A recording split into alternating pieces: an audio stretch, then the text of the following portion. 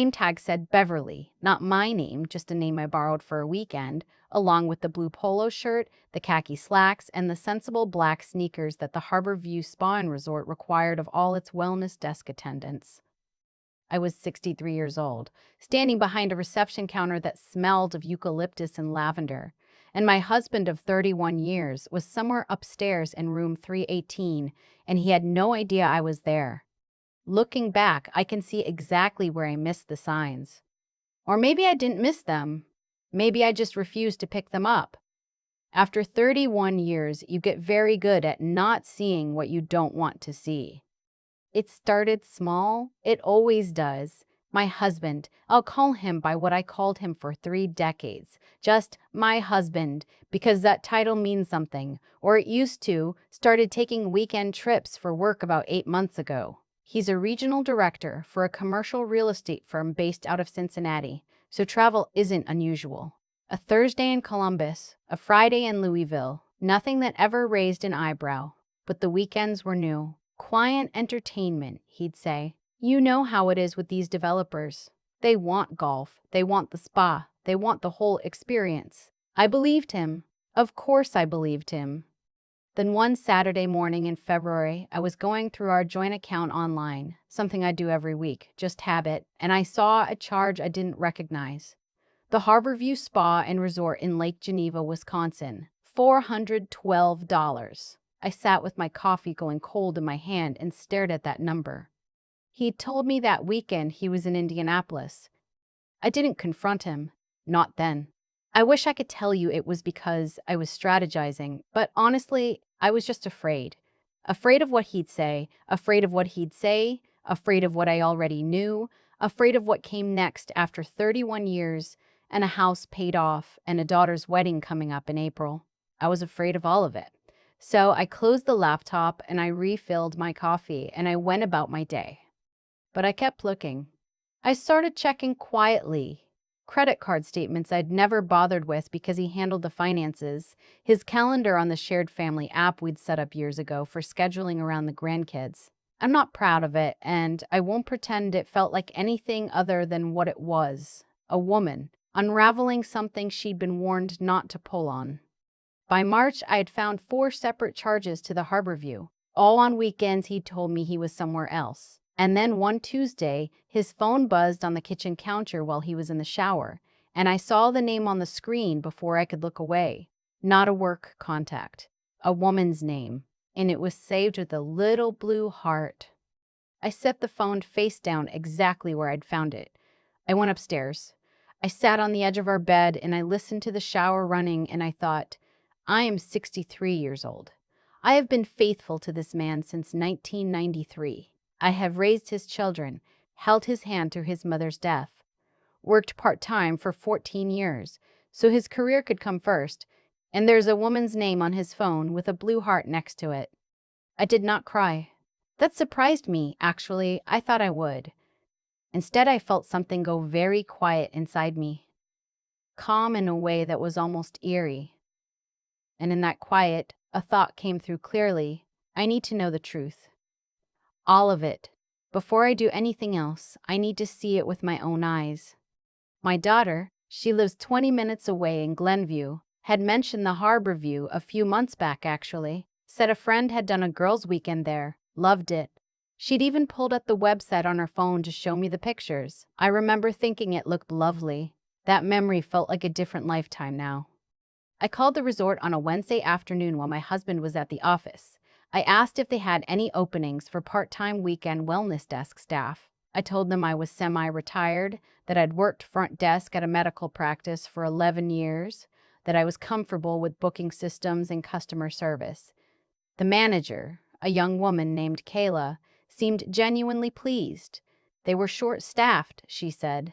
Could I come in for a quick orientation that Thursday? I said yes without hesitating. I told my husband I was going to visit my college roommate in Madison for the weekend. He didn't ask follow-up questions. He never used to not ask follow-up questions. The uniform was waiting for me in the staff locker room. Blue polo, khaki slacks, black lanyard with a laminated name tag. There had been a Beverly on staff who'd left abruptly, and they hadn't reprinted tags yet. Kayla handed me Beverly's and said, "Just for this weekend, we'll get you your own Monday." I clipped Beverly's name to my chest and looked at myself in the mirror above the row of lockers. My hair is silver now, has been since my early 50s, and I never fought it. I wore it pulled back in a low bun. No makeup beyond a little tinted moisturizer. Standing there in that blue polo, I genuinely looked like a woman who worked there. I looked like someone people would glance past. That was the point. I started my shift at 2 o'clock on Friday afternoon. The wellness desk is in a separate wing from the main lobby, a quieter corridor with soft lighting and the perpetual scent of warm eucalyptus. My job was simple: check guests in for their spa appointments, answer questions about the amenity schedule, hand out locker keys, smile, be pleasant, be forgettable. He wasn't due until that evening. I'd seen the reservation. I'd looked up the Harborview's number and called as a potential guest, asked about weekend packages, and the woman I spoke to had confirmed they still had a few rooms available for the following weekend. But I'd done a little more digging. My husband's assistant, a sweet young man named Theo, who has always been slightly more forthcoming than he probably should be, had mentioned offhandedly at the company Christmas party last year that my husband had a standing arrangement at a certain hotel in Lake Geneva for client relationship management. Theo looked uncomfortable the second it left his mouth. He changed the subject quickly. I'd filed it away and tried to forget it. I hadn't forgotten it. At 6:47 in the evening, I was behind the wellness desk, helping an older gentleman figure out the schedule for the Saturday morning water aerobics class when I heard the voice. 31 years. You know a voice the way you know a smell. It bypasses your brain and goes straight to somewhere older, somewhere animal. My hands kept moving, kept pointing at the laminated schedule, but every part of my attention had shifted to the corridor behind me. I did not turn around. I heard him laugh at something, heard a woman's voice respond, younger, lighter, easy, in the way that people are easy when they're happy and have no reason to be careful. I heard the soft thud of rolling luggage on the carpeted floor. "Room 318, I heard him say to someone. "Same as last time, best view of the lake."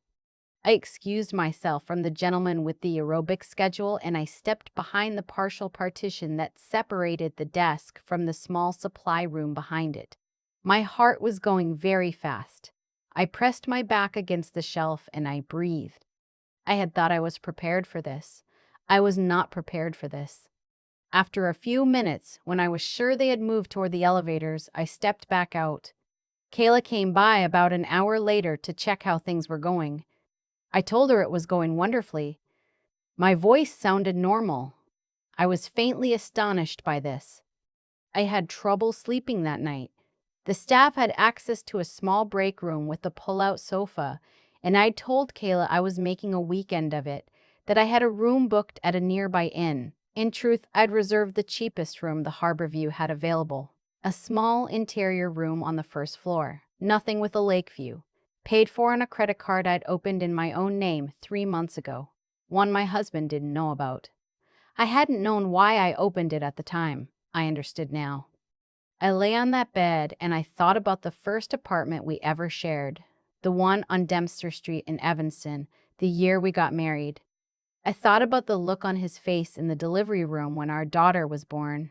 I thought about the summer we drove to the Outer Banks with both kids crammed in the back seat, fighting the whole way down and then running straight into the ocean the second we arrived, shrieking with happiness. I thought about 31 years of ordinary Tuesday evenings, of shared grocery lists, of knowing which side of the bed was mine. I did not sleep much. In the morning, I was back at the wellness desk by 8 o'clock. Saturday at the Harborview is their busiest day. The full roster of spa appointments, the yoga on the terrace, the late brunch crowd filtering through.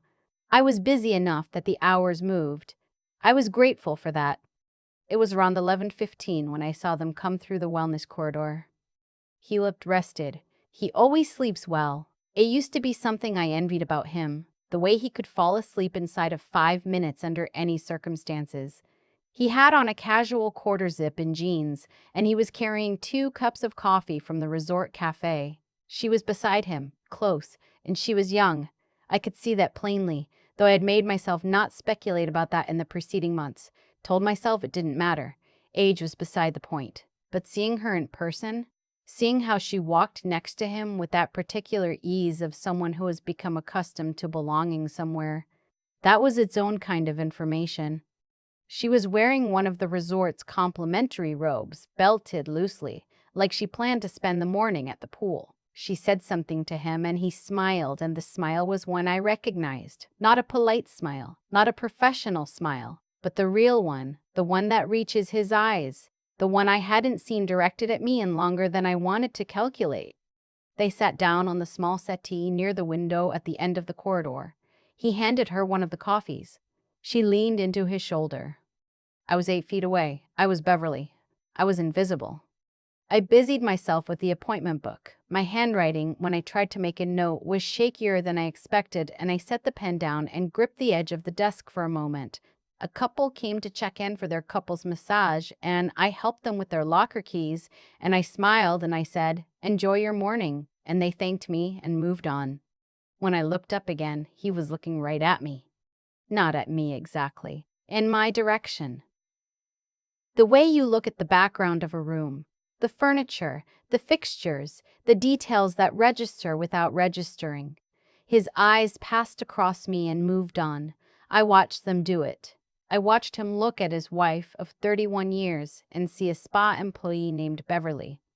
I had told myself I needed to see the truth with my own eyes. I had seen it. Now I had to decide what to do with it. I'd thought about this part too in the preceding weeks. I knew what the angry version of me wanted: to walk over there, to say his full name in the voice I use when I am not playing around, to watch his face go white. Part of me wanted that badly. I will not pretend otherwise. But I had spent the 3 months before this weekend doing something other than fantasizing about confrontation. I had been quietly, carefully, thoroughly organizing my life. My sister-in-law, his sister, actually a woman I have always been closer to than he ever seemed to appreciate, had put me in touch with a family law attorney named Patricia, a woman about my age who operates out of a small office in Wilmette and who has the kind of unshakable steadiness that you only get from having seen everything there is to see. I had met with Patricia 3 times. I had gathered what she asked me to gather: account statements, property documents, records of assets. I had learned that in Illinois, marital fault is not a primary factor in property division, but that documentation of dissipated marital assets, money spent on someone outside the marriage, most certainly mattered. $412 per weekend, 4 times over at a resort in Lake Geneva, plus the dinners I'd found, the jewelry purchase in December that I'd traced to a boutique on Michigan Avenue, the airline ticket to Scottsdale in January that I could not account for. Patricia had looked at all of it and said, with her particular brand of calm, "This is a good start." I had already signed a retainer agreement. The paperwork Patricia had drawn up was sitting in a manila envelope in my closet at home, inside a hat box on the top shelf, behind a stack of Christmas tablecloths.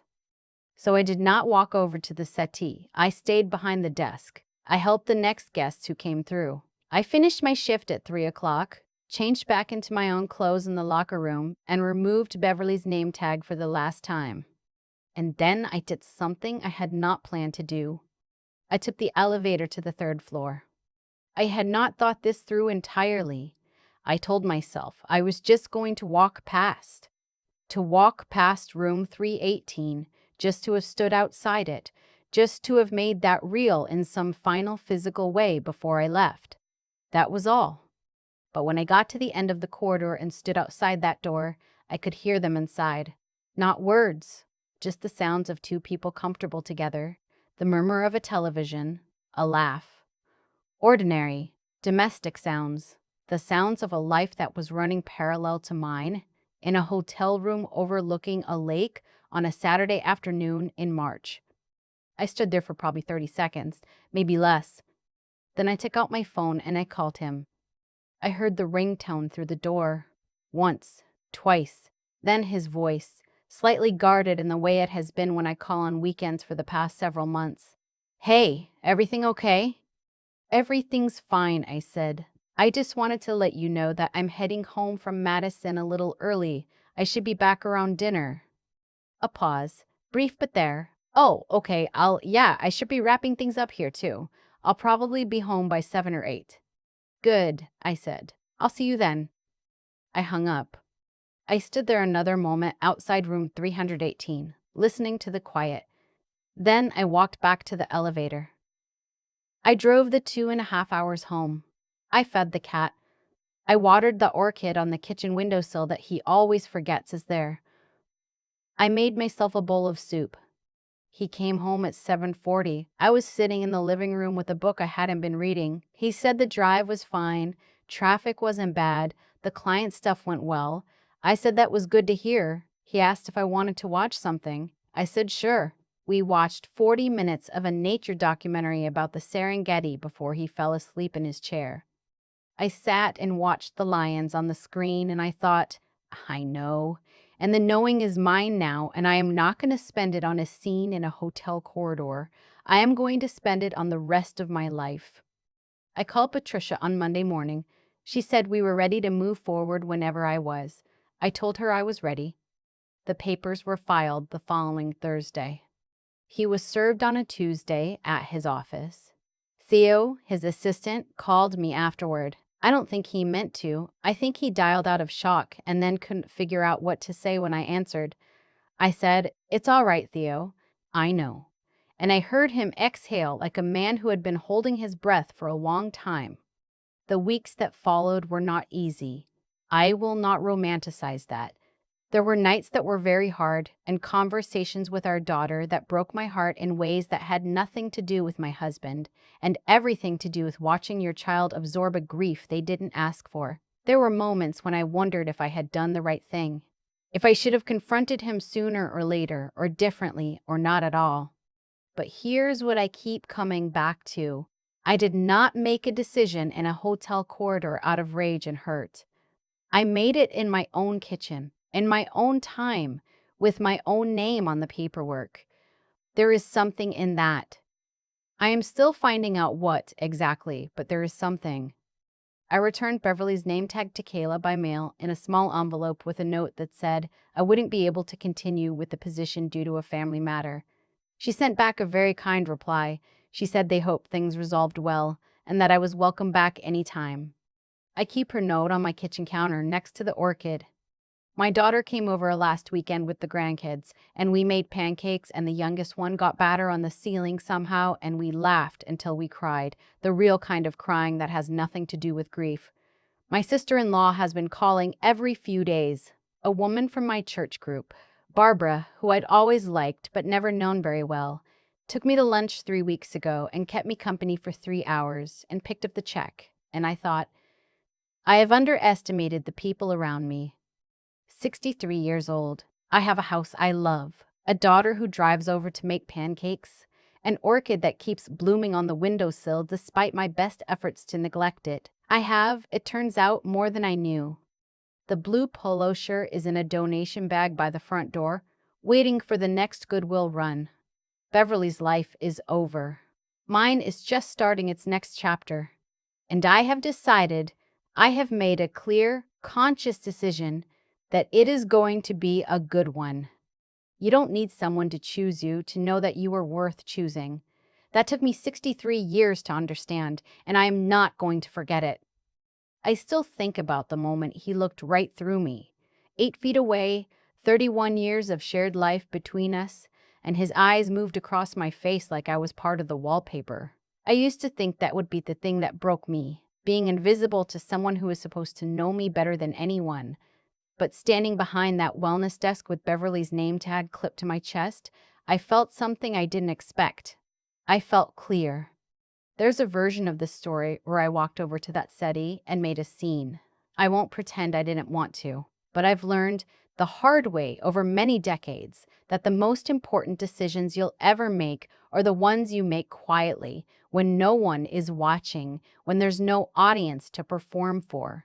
The decision to call Patricia, the decision to open that account, the decision to gather the documents instead of the grievances.